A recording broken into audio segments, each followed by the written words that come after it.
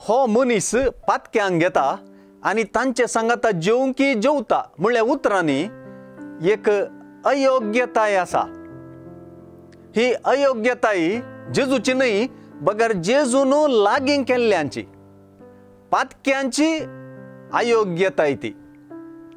जेजू संगी जेवणाक बसूंक आणि जेजूक लागीं सोरूंक हो पातक्यांचो वर्ग अर्ह न्हय वा अयोग्य वा योग्य न्हय। ही उतरां वेंचीक पोताच्या तोंडांतल्यान आनीकी चड स्पश्ट जातात। ताणें सांगलें, बाबा म्हज्या वांट्या घेवचो आस्तीचो हिस्सो म्हाका दी। योग्यपणी ताणें हांगासर बाबा म्हणलें आनी बापायन योग्यपणी ताका आस्त वांटून दिली। आपलें सगळें धाकट्या पुतान विबाडलें, आपलें सगळें ताणें होगडायलें। दुकरांचे कणकवचे परिस्थितीक तो पावलो।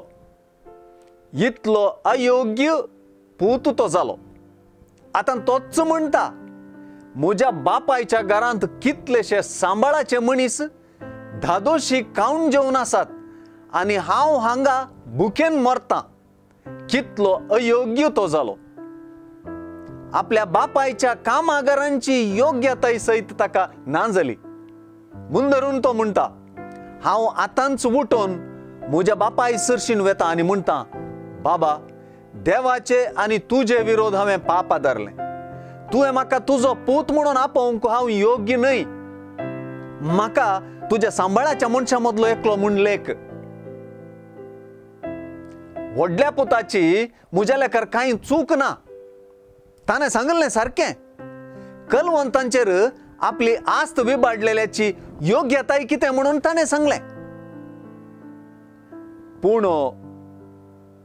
पूण बापायन आपली जिणी बदलून पश्चाताप पावल्ल्याची योग्यताय फाटीं जोडून दिली। हो म्हजो पूत मोर्न पावल्लो, तो आतां जिवंत जाला। चुकून गेल्लो, तो आतां फाटीं मेळ्ळा अशें बापूय म्हणालो। हो म्हजो पूत म्हणालो। फाटीं आयिल्ल्या पुताची योग्यताय बापायन फाटीं दिली। त्या फेस्ताच्या दाबाज्यांत योग्यताय परगटली।